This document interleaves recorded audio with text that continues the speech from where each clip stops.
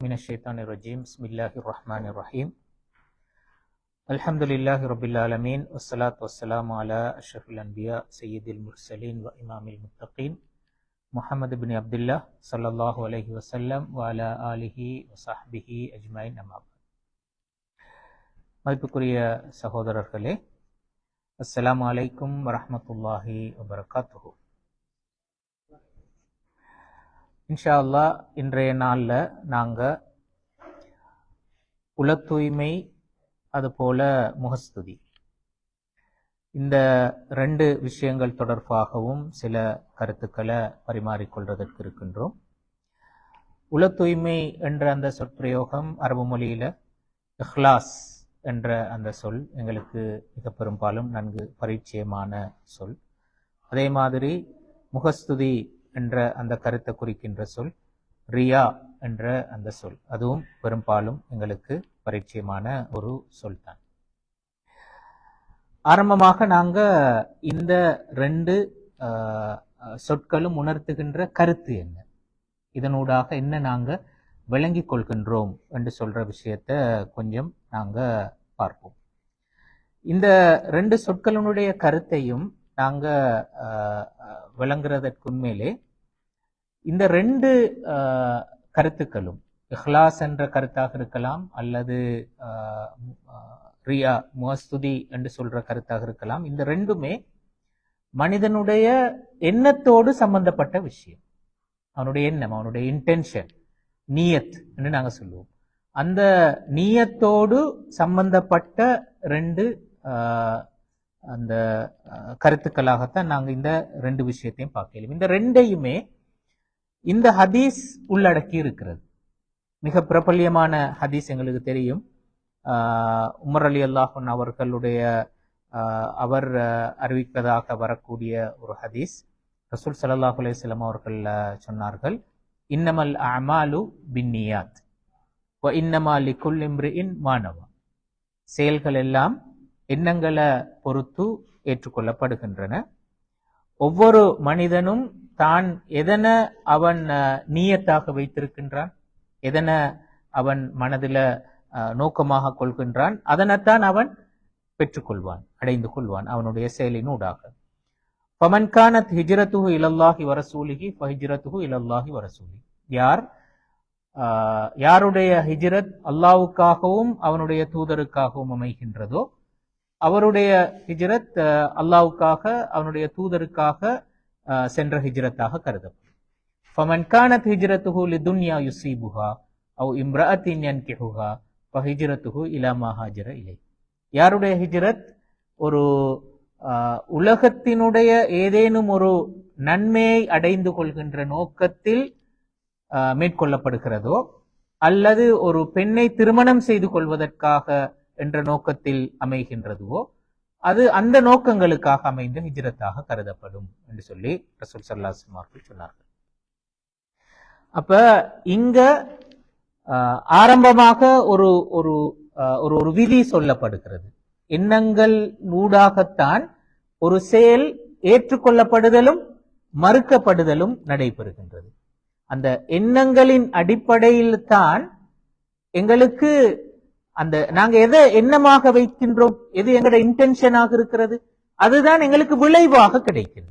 எங்களுக்கு என்ன ரிசல்ட்டை நாங்க பெற்றுக்கொள்வோம், எங்களோட செயலினூடாக என்ன ரிசல்ட்டை நாங்க பெற்றுக்கொள்வோம் என்று சொன்னால் அது என்ன எங்களோட இன்டென்ஷன், அது எங்களோட நீயத் என்ன என்று சொல்றத அதைத்தான் நாங்க உண்மையிலே விளைவாக பெற்றுக்கொள்வோம் என்று சொல்ற அது இந்த ஹதீஸ் ஆரம்பத்தில் ஒரு ஒரு விதியாக சொல்லப்படுகிறது.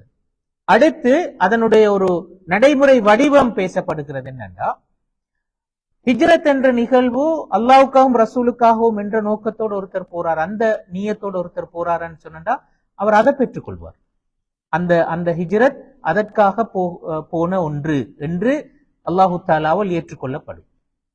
அப்படி இல்லாம வேறொரு நோக்கத்துக்காக ஒருத்தர் போறார், உலகத்தில் ஏதாவது ஒரு ஒரு பிசினஸ் நோக்கத்தில் ஒருத்தர் போறார், அல்லது ஒரு திருமண நோக்கத்தில் ஒருத்தர் போறார் என்று சொல்லி இருந்தா, அப்ப அந்த ஹிஜ்ரத் அந்த நோக்கத்துக்காக போனதாகத்தான் அல்லாஹு தஆலாவிடத்தில் அது பதியப்படுகிறது.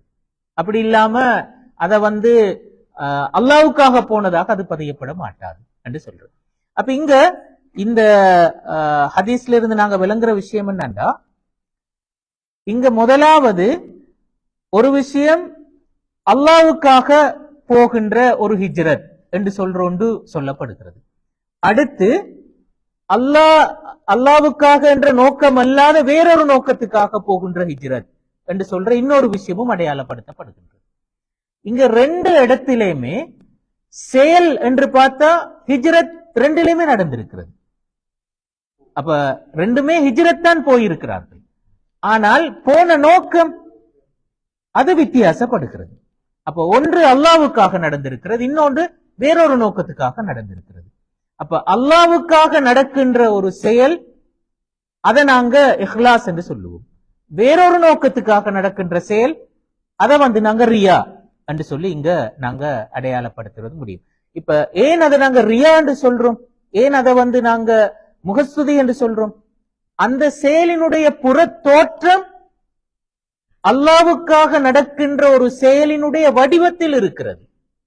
என்னுடைய எல்லாருமே ஹிஜ்ரத் போறார்கள் எதற்காக? மக்காவிலிருந்து மதீனாவுக்கு ஹிஜ்ரத் போகிறார்கள் எதற்காக என்றால், இந்த மக்காவுல இஸ்லாத்த நாங்க ஈமான பாதுகாத்து கொண்டு வாழ்வதற்குரிய சூழல் இல்ல, நாங்க இஸ்லாத்த சரியாக நடைமுறைப்படுத்தவும் ஈமான பாதுகாத்து கொண்டு வாழ்வதற்குமான ஒரு சூழலை நோக்கி போகணும் என்ற அந்த தேவையின் காரணமாகத்தான் ஹிஜ்ரத் நடக்கிறது. இப்ப அந்த செயற்பாடு அல்லாவுக்காக நடைபெற வேண்டிய ஒரு செயற்பாடு. அதை செய்வதனூடாக அவர்களுக்கு நன்மை கிடைக்கின்றது. இப்ப அந்த நோக்கத்தோடு ஒருத்தர் அதை செய்கின்றார் என்று சொன்னா அதை நாங்க இஹ்லாஸ் என்று சொல்றோம். அவரு அல்லாஹ்வினுடைய திருப்தியையும் நன்மையும் எதிர்பார்த்து அந்த வேலையை செய்கின்றார். இப்ப அந்த செயலை அல்லாஹ்வினுடைய திருப்தி எதிர்பார்த்து செய்யப்பட வேண்டிய நன்மை கிடைக்கக்கூடிய அந்த செயலை ஒருத்தர் அந்த நோக்கம் அல்லாத வேறொரு நோக்கத்துக்காக அதனை செய்கின்றார். இப்ப அந்த செயல் எதுவாக மாறுகிறது? முகஸ்துதியாக மாறுகிறது. அப்ப இந்த ஹதீஸ் தெளிவாக இஹ்லாஸ் எது, ரியா எது, அதாவது உள தூய்மை எது, முகஸ்துதி எது என்றதை தெளிவாக வேறுபடுத்தி சொல்கிறது. இதை இன்னும் கொஞ்சம் நாங்க இன்னும் அந்த தெளிவாக சொன்னால், இமாம் கஸ்ஸாலி அவருடைய பிரபல்யமான நூல் தான் இஹ்யா உலுமுத்தீன் என்ற அந்த புத்தகம். அதுல இந்த கருத்தை அவர் விளங்கப்படுத்துற நேரத்தில் ஒரு அழகான விஷயத்தோட அந்த கருத்தை சொல்லுவார். எப்படி என்றா, பொதுவாக நாங்க மொழியில இஹ்லாஸ் என்ற சொல்ல அரபு மொழியில நாங்க எடுத்து பார்த்தாலும் கூட அது எந்த கருத்து எங்களுக்கு தருகிறது என்று சொன்னால், அதாவது எந்த கலப்படமும் இல்லாத தூய்மையான ஒரு விஷயத்தை குறிக்கிறதற்குத்தான் இஹ்லாஸ் என்ற சொல் பயன்படுத்தப்படுகிறது அரபு மொழியில. குர்ஆன்ல அவர் இத விளங்கப்படுத்துகின்ற ஒரு வசனத்தை ஆதாரமாக கொண்டு வருவார்.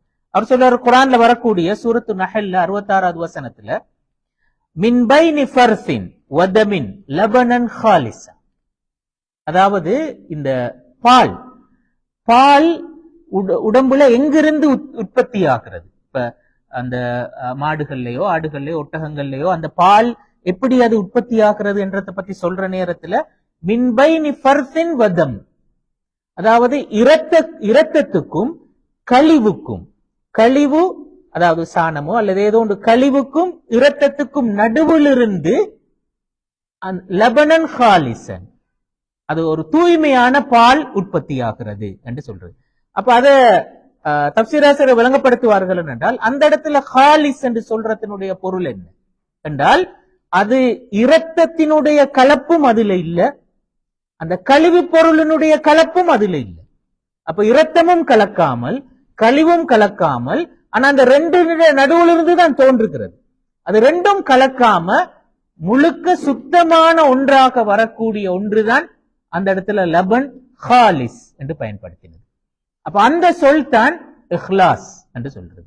அப்ப இஹ்லாஸ் என்று சொல்றது எங்கட எண்ணத்தை பொறுத்தவரையில் நாங்க ஒரு குறிப்பிட்ட வேலையை செய்கின்றோம், அந்த வேலைக்கு பின்னால் உள்ள எண்ணம் என்ன, நியத் என்ன என்று சொன்னால், எந்த வேற எந்த கலப்பும் இல்லாமல் அல்லாஹு தஆலாவினுடைய திருப்தியை பெற்றுக் கொள்ளுதல், அவன் தருகின்ற கூலியை எதிர்பார்த்தல் என்று சொல்கின்ற அந்த எண்ணம் அல்லாத வேற எந்த கலப்பும் சேராமல் இந்த குறிப்பிட்ட எண்ணத்தோட மாத்திரம் ஒருத்தன் ஒரு வேலையை செய்கின்றான் என்று இருந்தால் அதைத்தான் நாங்க இஹ்லாஸ் என்று சொல்லுவோம்.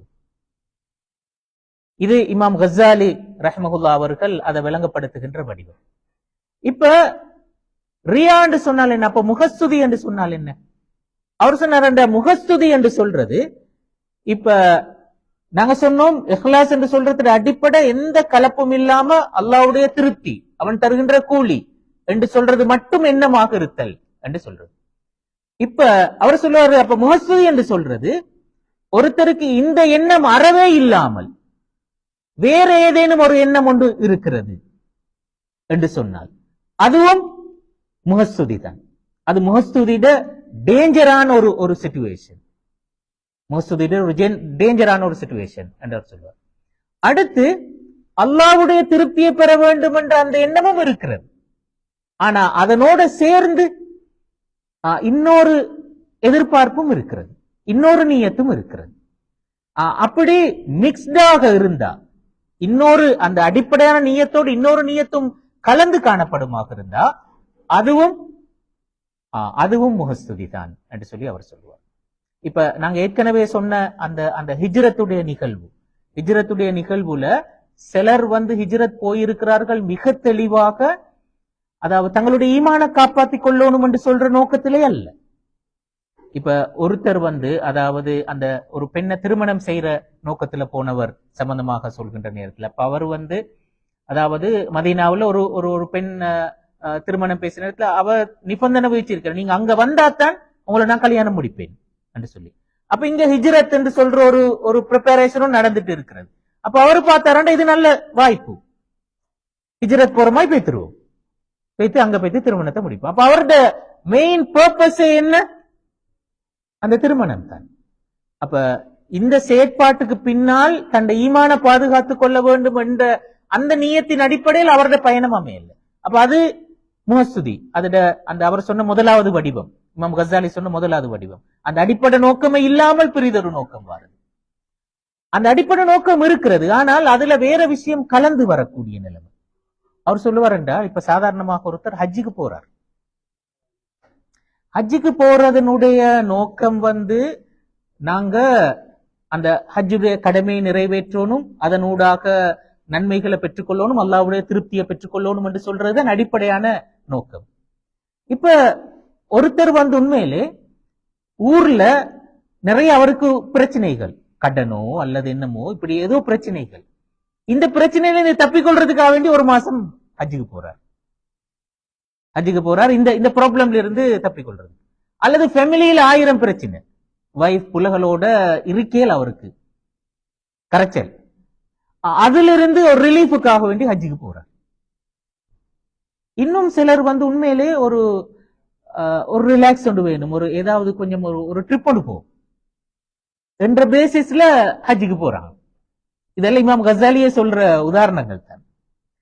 அப்ப அவரு சொல்றேன்னா, அவருக்கு ஹஜ் செய்யணும், ஹஜ்ஜினுடைய நன்மையை பெற்றுக்கொள்ளணும் என்று சொல்ற நோக்கம் இருக்கிறது தான். ஆனா அதனோட சேர்ந்து இப்படியும் ஒரு நோக்கம் இருக்கிற, இந்த பர்பஸை நிறைவேற்றிக் கொள்றதுக்காக வேண்டி போவார் அவர். அப்ப இதுவும் அவர் சொல்ற முகஸ்துதி தான், இந்த விஷயமும் முகஸ்துதி தான். அதாவது முகஸ்துதி என்று சொல்றது உண்மையிலே அதனுடைய நேரடி ரியா என்று சொன்ன மொழியில கருத்து பார்த்தல், அந்த ருயா என்று சொல்றது தவிர இன்னொருத்தர் பார்ப்பதற்காக செய்தல் என்று சொல்றது. அப்ப அது உண்மையிலே அந்த இன்னொருத்தர் காட்டுவதற்காக செய்தல் என்ற கருத்து மட்டுமல்ல, எங்கட எண்ணம் அந்த குறிப்பிட்ட செயலினுடைய அடிப்படை நோக்கத்துக்கு அல்லாம நாங்க அத பிரிதொரு என்னுடைய ஒரு ஒரு ஒரு ஒரு நலன் அல்லது என்னுடைய ஒரு லாபம், அது அந்த வகையான ஒரு நோக்கத்தை அதனோட நாங்க சேர்த்து செய்வோமாக இருந்தா அதுவும் அந்த முகஸ்துதி என்ற கருத்துக்குள்ளால உள்ளடங்கிறது தான். இன்னொருத்தருக்கு காட்டுவதற்கு செய்தல் என்று சொல்றது என்பது மட்டுமல்ல. விளந்தானே? இப்ப நாங்க அந்த ஹஜ் செய்யறன்னு சொல்றத வந்து ஊர்ல உள்ள கடன் பிரச்சனை தப்பிக்கொள்றதுக்காக வேண்டி போற என்று சொல்றதும் அதுவும் அந்த அந்த கேட்டகரியில வார ஒரு விஷயம் தான் என்று சொல்லித்தான் இமாம் கஸாலி ரஹ்மஹுல்லா அவர்கள் அதை விளங்கப்படுத்துவார். ஆனா இதுல ஒரு விஷயம் சொல்லுவார் என்னன்னா, ஒரு செயலுக்கு ஒன்றுக்கு மேற்பட்ட நோக்கங்கள் இருத்தல் என்று சொல்றது அடிப்படையில பிழையா? பிழை இல்ல, தவறான விஷயம் இல்ல. ஒன்றுக்கு மேற்பட்ட நோக்கங்கள் இருக்கேன். இப்ப சாதாரணமாக ஒருத்தர் ஹஜ்ஜுக்கு போறாரு, ஹஜ்ஜுக்கு போற நேரத்துல அந்த ஹஜ்ஜுடைய நன்மையை பெற்றுக்கொள்ளணும் என்பதோட எனக்கு ஒரு மன அமைதி ஒன்று தேவை. அங்க போயிட்டு அந்த மக்கால கபத்துல்லாக்கு முன்னால நான் உட்கார்ந்து அமைதியா இருக்கும், அது எனக்கு ஒரு ரிலாக்ஸ், அதுக்காக வேண்டி நான் போறேன். இப்படி ஒரு எண்ணம் இருத்தல் என்று சொல்றது பிள்ளையா? பாரு சொல்றேன்னா, அந்த எண்ணங்கள் வந்து அடிப்படையில் தவறான எண்ணமாக இல்லாத போது, அது அந்த ஹஜ்ஜுடைய நோக்கத்தோடு முரண்படாத போது அது அங்கீகரிக்கப்படுகின்றன என்று அவர் சொல்லுவார்.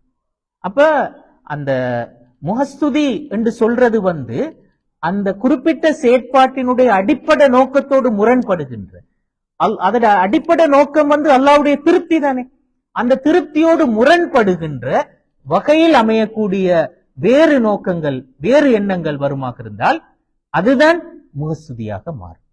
இப்ப குர்ஆனை அனுமதிச்ச ஒரு விஷயம், ஹஜ் செய்யற நேரத்தில் நாங்க பிசினஸ் செய்யலாம் என்று சொல்ற விஷயம். அப்ப அது அப்படி ஒரு நோக்கத்தோட ஒருத்தர் போறாரு என்று சொன்னா அது முஹஸ்துதியாக அமையாது. அப்ப அனுமதிக்கப்பட்ட நோக்கங்கள் வந்து முஹஸ்துதியாக அமையாது. அப்படி இல்லாம அடிப்படை நோக்கத்தோடு முரண்படுகின்ற நோக்கங்கள் வருகின்ற நேரத்துல அது முஹஸ்துதியாக அமையும் என்று சொல்லி இமாம் கஸாலி ரஹ்மத்துல்லாஹி அவர்கள் விளங்கப்படுத்துவார். அப்ப இமாம் கஸாலி ரஹ்மத்துல்லாஹி அவர்கள் சொல்லுகின்ற அந்த விளக்கத்திலிருந்து பார்க்கிற நேரத்துல நாங்க ஒரு விஷயத்தை விளங்கியலும் என்னண்டா, இஹ்லாஸ் என்று சொல்றதும் திரும்ப ரியா முஹஸ்துதி என்று சொல்றதும் உண்மையிலே, இந்த முஹஸ்துதி என்று சொல்றது உண்மையிலே என்னண்டா, நாங்க எங்கட உணர்வு என்னவோ அதுக்கு மாற்றமான ஒரு வடிவத்துல எங்களை நாங்க ப்ரொஜெக்ட் பண்றது இருக்கிறது, அதுதான் முஹஸ்துதி என்று சொல்ற விஷயம். அப்படி இல்லாம இஹ்லாஸ் என்று சொல்றது உண்மையில என்னண்டா, எங்கட அடிப்படை உணர்வு என்ன, நாங்க அடிப்படையில என்ன நினைக்கிறோம் அல்லது அடிப்படையில நினைக்க வேண்டியது என்ன, அல்லாஹ்வுடைய திருப்தி என்று சொல்றது. நாங்க இயல்பாக அல்லாஹ்வுடைய திருப்தியை எதிர்பார்த்து எங்களுக்கு அந்த வேற லாபங்கள் இல்லாம வேற நலன்கள் இல்லாம அல்லாஹ் தஆலாவுடைய திருப்தியை எதிர்பார்த்து செய்கின்ற அந்த விஷயம், அதுதான் உண்மையிலே இஹ்லாஸ் என்று சொல்றது. இந்த உணர்வுக்கு மாற்றமாக எங்கட அடிப்படை உணர்வுக்கு மாற்றமான ஒன்றை நாங்களாக எங்களை வேறொரு வகையில நாங்க ப்ரொஜெக்ட் பண்றதுக்கு முற்படுகின்றோம் என்றால் அங்கதான் அது முஹஸ்துதி என்று சொல்ற விஷயம் நடக்கிறது. அப்ப இந்த விளக்கத்துல நின்று நீங்க ஒரு விஷயத்தை பார்க்கலும் என்னன்னா, இந்த மாதிரி செயற்பாடு எங்கட வாழ்க்கையில பல சமயங்கள் அன்றாடம் நடக்கின்ற ஒரு விஷயம். நாங்க எங்களை இன்னொரு மாதிரி ப்ரொஜெக்ட் பண்ண முற்படுறது, எங்கட ரியல் அல்ல, எங்கட ரியல் இல்லாம எங்களை இன்னொரு மாதிரி ப்ரொஜெக்ட் பண்ண முற்படுறது வந்து எங்கட வாழ்க்கையில உண்மையிலே பல சமயங்கள்ல நடக்கின்ற ஒரு விஷயம். அதனாலதான் நாங்க பார்க்கலும் என்றால், இமாம்கள் இந்த விஷயத்தை மிச்சம் சீரியஸான ஒரு விஷயமாக பார்த்தார்கள் மட்டுமல்ல, இது மனிதனை பொறுத்தவரையில மிகவும் கஷ்டமான ஒரு வேலை. ஏன்னா இந்த ரெண்டு விஷயத்தை நாங்க பார்த்தா, இஹ்லாஸ் என்றதை நாங்க பார்த்தாலும் அதே மாதிரி முஹஸ்துதி என்று சொல்றதை நாங்க பார்த்தாலும் ரெண்டுமே உள்ள செயற்பாடு தான், உள்ளத்தோடு சம்பந்தப்பட்டது. உள்ளத்தை பொறுத்தவரையில கண்ட்ரோலுக்கு கொண்டு வர என்று சொல்றது அவ்வளவு இலகுவான விஷயம் இல்லை. மனக்கட்டுப்பாடு என்று சொல்றது மிகவும் சிரமமான ஒன்று. அப்ப அப்படி இருக்கிற நேரத்துல இந்த ரெண்டும் வந்து வித்தியாசப்படுறதும் ஒரு ஒரு ஒரு ஒரு நூல் இலையில தான் வித்தியாசப்படுகிறது. கொஞ்சம் இங்கல மாறினா அது முகஸ்துதியா மாற வாய்ப்பு இருக்கிறது. இந்த லைன்ல நின்றா அது இஹ்லாஸ், கொஞ்சம் தவறினால் முகஸ்துதியா போறதுக்கான வாய்ப்பு இருக்கிறது. அது மட்டுமல்ல, உண்மையிலே இந்த ரெண்டுமே சமூக வாழ்க்கையோடு சம்பந்தப்பட்டது. நாங்க தனித்து இருக்கிற நேரத்தில் இஹ்லாஸ் என்று சொல்றது எப்படி வெளிப்படும்? இப்ப அந்த ஒரு ஸ்டோரிக்கிறதானே, அந்த ரொபின்சன் குரோசோன்ற ஒருத்தன் போயிட்டு ஒரு தனித்தீவுல வாழ்ந்தான்னு சொல்லி அப்படி ஒரு கதை ஒன்று, பிரபல்யமான கதை ஒன்று. இந்த மாதிரி ஒரு சிச்சுவேஷன்ல வந்து இந்த இஹ்லாஸ் என்று சொல்றதையும் ரியா என்று சொல்றதையும் எப்படி நாங்க அத பிராக்டிகலா விளங்கப்படுத்தல? அப்படி ஒரு சூழல் அதை எங்களுக்கு பிராக்டிக்கலா விளங்கப்படுத்தல. சமூக வாழ்வுள்ளதான் இஹ்லாஸ் என்று சொல்றதும் விளங்கப்படுத்தப்பட முடியும், முகஸ்துதி என்று சொல்றதும் விளங்கப்படுத்தப்பட முடியும். அடுத்த மனிதர்களோடு சம்பந்தப்படுகின்ற நேரத்துல தான் விளந்தாங்க. அப்ப அடுத்த எந்த விஷயமும் இல்லாமல் அல்லாஹ் மட்டும் திருப்திப்படுத்துதல் என்று சொல்ற அந்த நோக்கம் ஒரு தனி மனிதனாக இருக்கிற நேரத்தில் அது வராது. அதுக்கான அந்த பொருள் ஒன்று இல்லை. அதே மாதிரிதான் ரியாவும் முகஸ்துதி என்று சொல்றது. அப்ப அதனாலதான் இமாம்கள் சொன்னார்கள் என்றால் இது மிக சிரமமான ஒரு செயல். இந்த ரெண்டுமே மிக சிரமமான விஷயம். உதாரணத்துக்கு யஸீத் இப்னு ஹாரூன் என்று சொல்றவர், அவரு இந்த ஹதீஸ இன்னமல்லாமல் பின்னியாத் என்று சொல்ற அந்த ஹதீஸ ஒரு முறை ஞாபகப்படுத்தின நேரத்துல பக்கத்துல இமாம் அஹ்மது இப்னு ஹம்பல் இருந்தார். இமாம் அஹ்மது இப்னு ஹம்பல் சொன்னாரு என்னண்டா, யா அபா காலித் ஹாதா வல்லாஹி ஹுவல் ஹினாக். அவர் சொன்னாரு, அபு காலித் இந்த விஷயம் இருக்கிறதுவே இது கழுத்தை நெரிக்கிற மாதிரியான விஷயம் என்று சொன்னார். எந்த விஷயம் என்று சொன்னா, அன் தஜ்அல அமலக காலிசன் லிவஜ்ஹில்லாஹி தபாரக வ தஆலா, உங்களோட செயலை அல்லாஹ்வுக்காக மட்டும் அல்லாஹ்வுடைய திருப்தியை பெற்றுக்கொள்றதுக்காக மட்டும் நீங்க அமைச்சு கொள்றன்னு சொல்றது இருக்கிறதே இது கழுத்தை நெரிக்கிற மாதிரி ஒரு வேலை. அவ்வளவு லேசானது அல்ல, அவ்வளவு லேசானது அல்ல. அதான் இமாம் அஹ்மது இப்னு ஹம்பல் சொன்ன விஷயம். அதே மாதிரி இமாம் சுஃபியான் ஸௌரி அவர் ஒரு தடவை சொன்னார் என்னடா, மா ஆலஜ்து ஷைஅன் அஷத்து அலைய மின் நியதி லிஅன்னஹா ததகல்லபு அலைய ஃபீ குல்லி ஹீன். அவர் சொன்னார்டா, நான் சொல்யூஷன் காணுகின்ற விஷயங்கள்ல எனக்கு ஆக கஷ்டமான விஷயம் என்னண்டா என்ற நீயத்தோடு சம்பந்தப்பட்டது. இந்த நீயத்தை சரி செய்யறன்னு சொல்ற விஷயம் இருக்கிறது, இதுதான் எனக்கு ஆக கஷ்டமான வேலை. ஏனென்றா அது எப்பவுமே ஒவ்வொரு ஃபீக்குல்லிஹீன் எந்த நேரம் மாறிக்கொண்டே இருக்கும். நீயத்து எந்த நேரம் மாறிக்கொண்டே இருக்கும். அதனால என்ன நீயத்தை சரி செய்யற என்ற வேலை தான் எனக்கு ஆக கஷ்டமானது என்று இமாம் சுஃபியான் ஸௌரி சொன்னார். அதே மாதிரி இமாம் சுஃபியான் இப்னு உயைனா அவர் சொல்றாரு என்னடா, அல் முத்தர்ரிஃப் இப்னு அப்துல்லா என்று சொல்ற அந்த மனிதர் அவரு எப்பவுமே கேட்கின்ற ஒரு துஆ ஒன்று இருக்கிறது. அவர் எப்படி கேட்பாருண்டா, அவர் சொல்றார், அல்லாஹும் இன்னி அஸ்தக்ஃபிருக மிம்மா ஸஅம்து அன்னி உரீது பிஹி வஜ்ஹக் ஃபகாலத கல்பி மாஹு மா கத் அலிம்த். அவர் சொல்ற என்னடா, அவர் கேட்கிற துஆ, யா அல்லாஹ் என்ன நீ மன்னிக்க வேண்டும். எந்த விஷயத்துக்கு என்று சொன்னா, நான் வார்த்தையால சொல்றேன், நான் இத உண்ட திருப்திக்காகத்தான் செஞ்சேன். வார்த்தையால சொல்றேன், உண்ட திருப்திக்காகத்தான் செஞ்சேன். ஆனா எனக்கே தெரியும், ஹாலதத் கல்பி மாஹு, என் மனசு அதுல உண்ட திருப்தியை மட்டுமல்லாம வேற விஷயங்களையும் நோக்கமாக கொண்டு இருக்கிறது என்று எனக்கு தெரியும். ஆனால் நான் வார்த்தையா சொல்றேன், நான் உன்னுடைய திருப்திக்காக மட்டும்தான் நான் செய்யறேன் என்று சொல்லி இந்த விஷயத்துக்காக என்ன நீ மன்னித்து விடு என்று சொல்லி அவர் எப்பவும் துஆவை கேட்பார் என்று சொல்லி. அப்ப பாருங்க என்னண்டா, அப்ப இவங்க இமாம்கள் இந்த விஷயத்த அந்த ஒழுங்குபடுத்துறதுக்கு எவ்வளவு ஸ்ட்ரகிள் பண்ணி இருக்கிறார்கள். இது அவ்வளோ இலகுவான ஒரு விஷயம் ஒன்று அல்ல. நாங்க சாதாரணமாக கடந்து செல்வதற்குரிய ஒரு விஷயம் ஒன்று மாதிரி இல்லை. அப்ப இது ஒரு சீரியஸான ஒரு விஷயம். நாங்க மிக சீரியஸாக கவனத்தில் எடுக்க வேண்டிய ஒன்று என்று சொல்றது தான் இதுல இருந்து நாங்க விளங்கிக் கொள்கின்ற மெசேஜ். அடுத்து, இது உண்மையிலே இந்த இஹ்லாஸ் என்று சொல்றது எவ்வளவு முக்கியம் வாய்ந்தது என்று சொல்றதும், அதே மாதிரி இந்த முகஸ்துதி என்று சொல்றது எவ்வளவு அபாயமானது என்று சொல்றதற்கும் நான் 2 ஹதீஸுகளை மட்டும் உதாரணமாக இந்த இடத்துல கொண்டு வரேன். முதலாவது, அதாவது இமாம் திருமிதி பதிவு செஞ்சிருக்கிற ஒரு ஹதீஸ், சஹீஹான ஒரு ஹதீஸ். இமாம் இப்னு தைமியா இந்த ஹதீஸை கோட் பண்ணி ஒரு அழகான ஒரு கருத்து சொல்லுவாரு. அந்த கருத்துக்காகத்தான் உண்மையில இந்த ஹதீஸை நான் இந்த இடத்துல கொண்டு வந்தேன். அதாவது அந்த ஹதீஸ் என்ன வருகிறேன்டா, நாளைக்கு மறுமையில ஒரு மனிதர் விசாரணைக்காக எடுத்துட்டு வரப்படுவார்.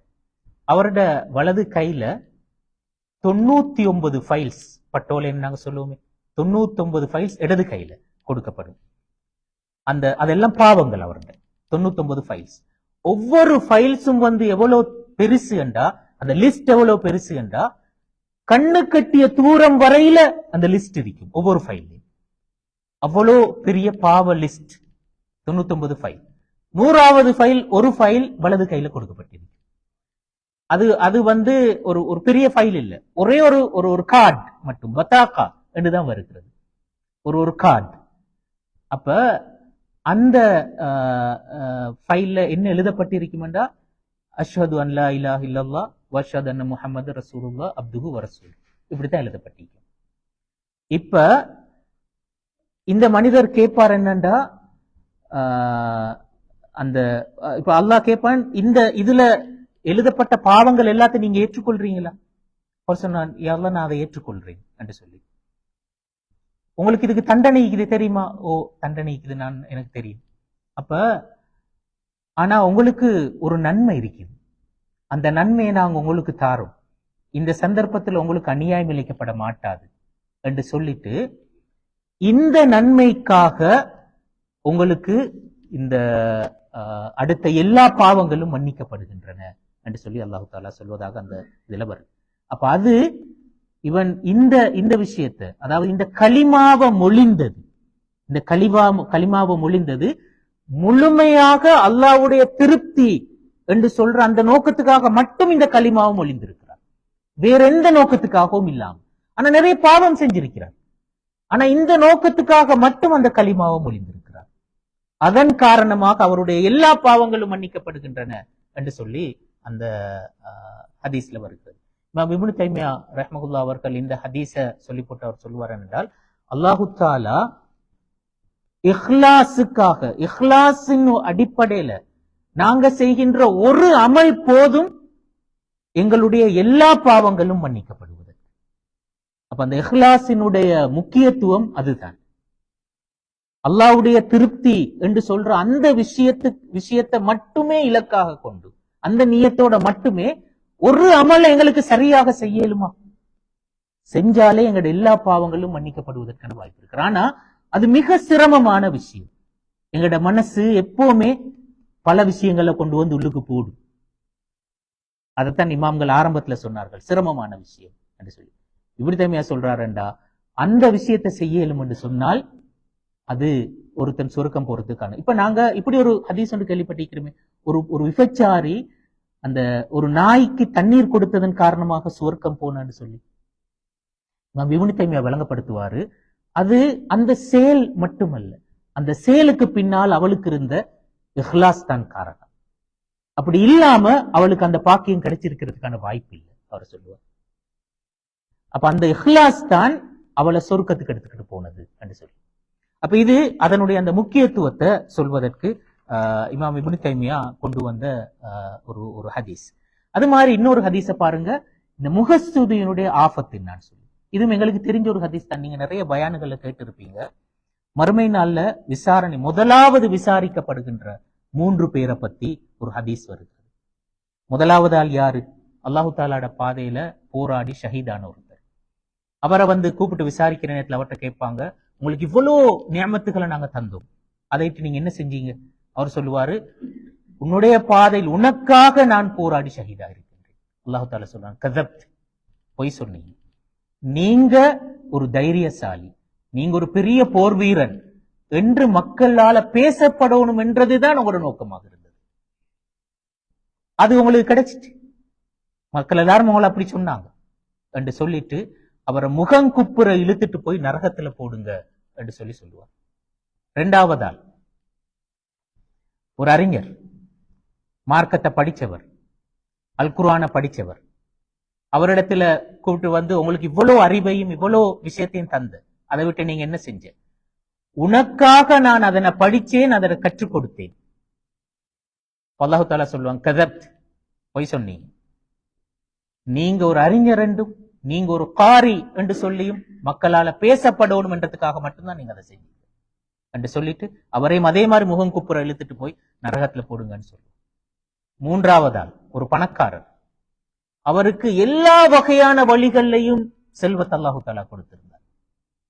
அவரிடத்துல கூப்பிட்டு கேட்டு, உங்களுக்கு இவ்வளவு நியமத்துல தந்த, என்ன செஞ்சீங்க? அதை விட்டு எந்தெந்த வழிகள் எல்லாம் செலவழிக்கிறது நன்மையானது என்று நீ சொல்லி இருக்கிறாயோ அந்த எல்லா வழிகளையும் நான் செலவு செஞ்சிருக்கிறேன் சொல்லுவேன். அவர் சொல்லுவாரு, கதப்த், நீ ஒரு பெரிய கொடையாளி என்று மக்கள் சொல்லணும்ன்றதுக்காக மட்டும்தான் நீ அதை செஞ்ச. அவரையும் அதே மாதிரி முகம் குப்புற இழுத்துட்டு போயிட்டு நரகத்துல போடுங்க.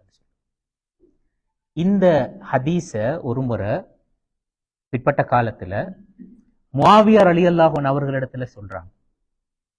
சொல்ற நேரத்துல அவர் அந்த ஹதீஸ கேட்ட உடனே அவரால் அழுகையை கட்டுப்படுத்த முடியல. அழுது அப்படியே மயங்கி விழுகிறார். மயங்கி விழுந்து மயக்கம் தெளிஞ்சு எழுந்ததுக்கு பிறகு அவர் சொல்றாரு என்னண்டா, அல்லாஹு தாலா சொன்ன செய்தி எவ்வளவு தூரம் உண்மையானது அப்படி சொல்லி போட்டு இந்த குர்ஆன் வசனத்தை ஓதி காட்டுவார். என்னடா, மன்கான யுரீதுல் ஹயாத்த துன்யா வஸீனத்தஹா நுவஃப இலைஹிம் அஅமாலஹும் ஃபீஹா வஹும் ஃபீஹா லா யுப்ஹஸூன் லைஸ லஹும் ஃபில் ஆখিরাতি இல்லன் நார். இது இந்த இந்த இந்த குர்ஆன் வசனத்தை ஓதி போட்டு அவர் சொல்லுவாருண்டா, அல்லாஹு தாலா சொன்ன செய்தி எவ்வளவு முக்கியம். அதாவது இந்த உலக வாழ்க்கையை நோக்கமாக கொள்கின்ற ஒருத்தருக்கு அவங்களோட எல்லா செயல்களும் சக்சஸ் ஆகிறதுக்குரிய வழி அல்லாஹு தாலா கொடுப்பான். எந்த குறைபாடும் அதுல வைக்க மாட்டான். அவங்களுக்கு எந்த நஷ்டமும் வராது, எல்லாமே கிடைக்கும் அவங்களுக்கு. ஆனால் லைஸ லஹும் ஃபில் ஆখিরা இல்லன் நார், மறுமையில் அவங்களுக்கு நரகத்தை தவிர வேறொன்றும் இல்லை என்று சொல்லுவார். இது குர்ஆன். அப்ப இதை ஓதி காட்டி போட்டு அவர் சொல்லுவார் என்னண்டா, அல்லாஹு தாலா சொன்ன செய்தி எவ்வளவு முக்கியம். இதுல ஒரு ஒரு ஒரு மெசேஜ் விளங்குற என்னண்டா, இந்த இதுல அதாவது முகஸ்துதி நாங்க அல்லாஹ்ட திருப்தியோட வேற நோக்கங்களை கொண்டிருந்தால் அந்த நோக்கங்கள் உலகத்துல சக்சஸ் ஆகுமா இல்லையா? அந்த 3 பேருக்கும் அவங்க எதிர்பார்த்த அந்த பேர் கிடைச்சது தானே. இப்ப இந்த குர்ஆன் வசனம் சொல்லுது என்னடா, உலகத்தை நோக்கமாக கொள்ளுகின்ற ஒருத்தருக்கு அல்லாஹு தாலா தாராளமா கொடுப்பான், அவங்களுக்கு நஷ்டம் வராது. அவங்க இதை அடையணும்ன்றதை மட்டும் நோக்கமாக கொண்டு செயல்பட்ட நேரத்துல கிடைக்கும்.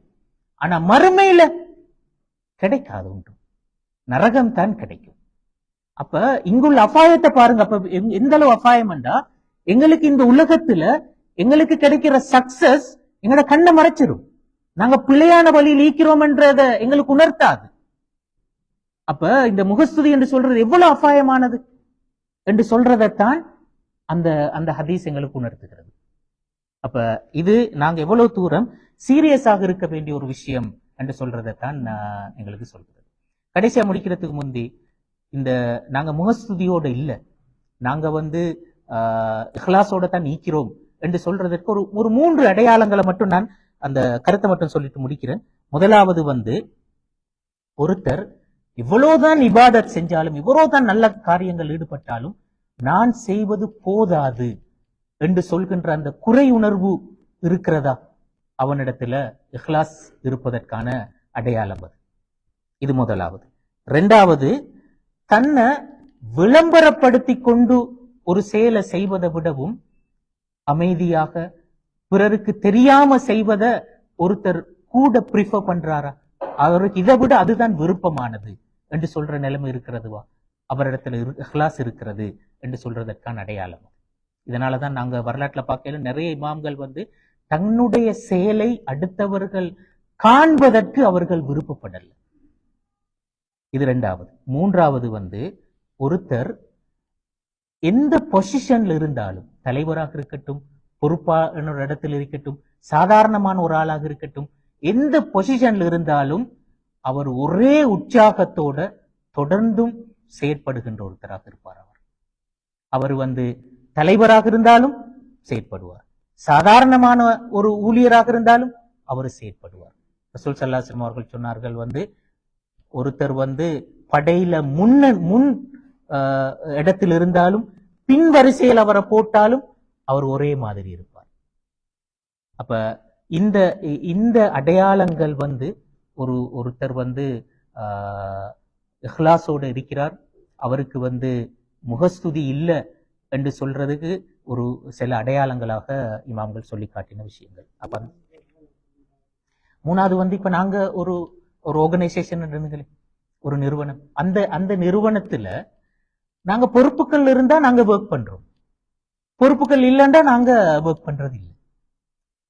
அப்ப நாங்க எந்த நிலைமையில் இருந்தாலும் நாங்க ஒரே உற்சாகத்தோட நாங்க இயங்குகின்றோம், செயற்படுகின்றோம் என்று சொல்றது தான் உண்மையிலே அவர் அப்ப யாருக்காக வேலை செய்கிறார்? அல்லாவுக்காக. அல்லாவுக்காக வேலை செய்கின்றவர் எந்த பொசிஷன்ல இருந்தாலும் அவர் வேலை செய்வார். தானே அவர் தலைவராக இருக்கணும் என்ற அவசியம் இல்லை, அல்லது அவர் ஒரு பொறுப்பில் இருக்கணும் என்ற ஒரு அவசியம் ஒன்று இல்லை என்று சொல்றதுதான் அந்த இது உணர்த்தின விஷயம். அப்ப அந்த வகையில இந்த இஹ்லாஸ் என்று சொல்றது மிக முக்கியமான ஒன்று. நாங்க பல சமயங்கள் எங்கட கவனத்துக்கு வராம போகிறது, நாங்க அதை பெரிய அளவு சீரியஸாக எடுக்கிறோம் இல்லை. அப்ப இந்த விஷயம் எங்களுக்கு ஒரு படிப்பினையாக அமையணும்.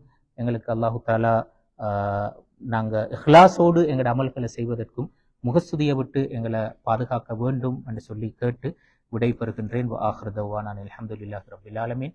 அஸ்ஸலாமு அலைக்கும் வரஹ்மத்துல்லாஹி வபரகாத்துஹு. ஜஸாக்குமுல்லாஹு கைரன்.